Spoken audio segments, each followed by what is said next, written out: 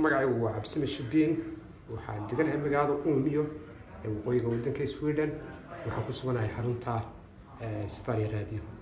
Cabdisamad waa booqasho wanaagsan baad maanta ugu soo booqatay soo dhawow waa maalin Jimcaha mubaarak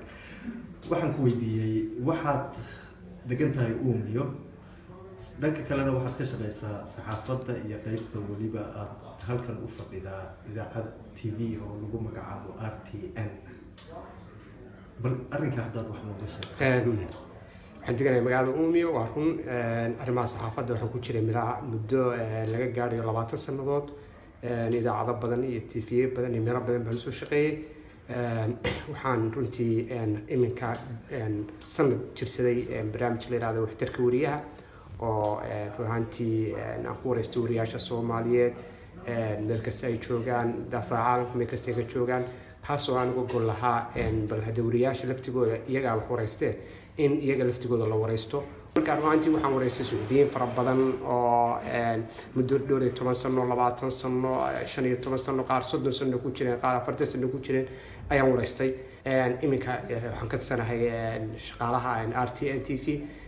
waxaan joogaa iminka magaalada Stockholm inaan barnaamijyo ka soo duubo marka runtii waan ku faraxsanahay inaan qayb xaalada ka noqdo warbaahinta aan weli lugta kula jiro aan TV-ga RTN aan weli u shaqeeyo oo aan aad ugu faraxsanahay bal magaalada aad ka timi Umeå waxay dhacdaa waqooyiga Sweden xaaladda hawada cimilada sidee marka laga yimaado wiigii hore ama toddobaadkii hore aan foorafee kan qalfasi u yaqaan qabow aad daran baa jiray laakiin wiigan maanta ay Jimce tahay ugu dambayso kuleel badan baa jira cimiladu way isbedeshay inkastoo uu jiro baraf badan oo saa'ida oo meesha ka da'ayay cimilooyinka aad baa looga deeriyay waxaan anagu dhinaca ka xignaa ama u dhownahay Lapland maadaama ay xogaa loo jirto Lapland waan deganaan jiray magaalada Vilhelmina oo kamid ah Lapland ayaan deganaan jiray cimiladu aad looga deerinayay wiiga gambal leeyahay duufaanada waxba soo shabahaya marka Umeå hadda kuleel baa ahayd marka kuleel waxaad uga jeedaa in si hawadu 5 iyo 4 minus 5 minus 5 minus 3 xalaytoo kale wuxuu ahaa minus 2 marka aad minus 5 kiiba idin qabo marka francisco waxaan ognahay inuu yahay plus 8 annaga markaan waqooyiga deganahay joogno minus 10 iyo 8 iyo 9 iyo waa noo kuleel oo garan baan ku marnaa jaakadna ma qaadano inkastoo aan meelo badan oo waddanka Suudaan meesha la Vilhelmina waan deganaa 3 sanaan deganaa qabow badan baa ka jira kelmad ma aad runtii aan ula dhacay oo Swedish ku maamaan oo ah